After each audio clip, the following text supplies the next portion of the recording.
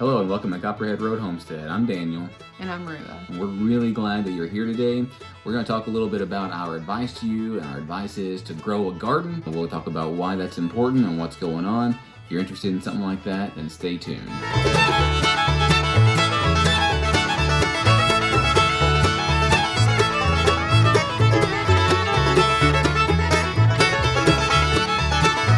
There's some really crazy things going on. We really haven't talked to you about our advice and what we think that you should do because of the quarantine and because of the situation that's going on. We think that you should grow a garden.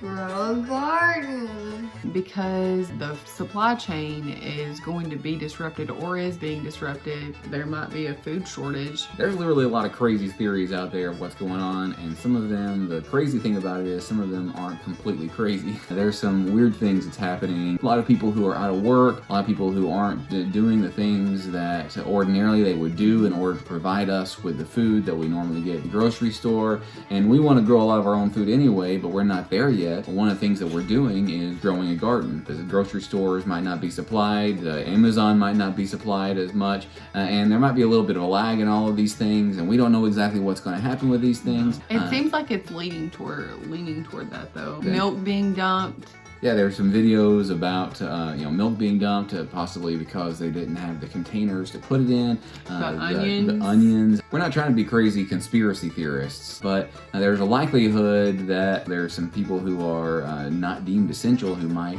be essential to the food chain. At the very bare minimum, sometimes the fresh produce might not be available to us because of this worldwide thing going on. It's not just in the United States if you're in the States, it's also throughout the globe. It's everywhere. What do we do because of it? What can we do? Because most people who live in suburban areas have a yard. I know a lot of people in apartments do not. If you have a yard, then you have a front yard, you have a backyard, you have at least a small area that you can grow some food. I've seen where in apartments they've grown like the vertical. There's things that you can do even in an apartment. If you can't till your yard, you can lay down some cardboard boxes or some other things to be weed suppressants, and you can do no-till. There are certainly things that you can do, and we recommend you doing that. It'd be nice to see where we live, like every yard has a garden. For a lot of time, even before the whole situation, I thought, what a waste, of a yard. The yard started as a sign of wealth. Yeah, they started as a sign of wealth. Used to, every space would be used for livestock or crops or something, but we've got a lot of space too. No judgment. Very rich people would have these, very large yards that was just grass, that was nothing else. We've got all the space, we can grow it. And that was something people did for the war effort in, World Wars I and II. The victory garden? Yeah, the victory garden. It was your patriotic duty to have chickens and to do the victory garden? Right. Even a small yard can be enough for a very small flock of chickens. A child can have enough responsibility to take care of the part of what we're trying to do with the Plant Everyday Challenge and with our YouTube channel is to inspire people to do some of the same things.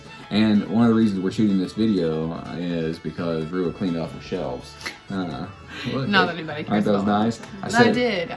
And then I put the stuff that the kids get into, I put it away, and so maybe they won't mess it up. Maybe they'll stay tidy.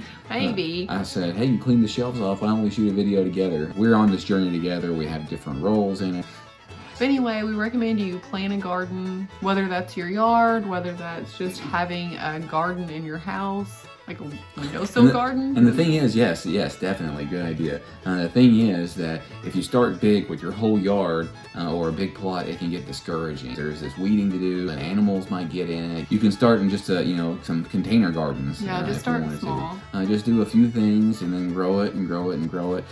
You can only start where you're at. And one of my favorite sayings is the best time to plant a tree is 15 years ago. The second best time is now. I really like that saying, and the same thing goes for a garden. The best time to learn how to garden was 5 years ago, before all of this mess was going on. It would have been better for you to do this a while back. If you haven't done it, now's the time to learn. And if you are doing it, really, that's great. That's exciting. I love seeing the more prepared people, and it encourages me to do better. Grow a garden, because there's a lot of good things about it. We want to know what you think. Some of you few of our viewers, our subscribers are preppers, some are homesteaders, some are homesteading preppers. Some of the reasons that some of you homestead is because you're prepping, and some of you have nothing to do with any of those things whatsoever. If you could give someone some advice for the current situation, what would you give? What kind of advice would you give? I don't really like giving out advice anyway that much. But it's just a suggestion to Well, grow a garden. Also today, this was another day of our Plant Everyday Challenge.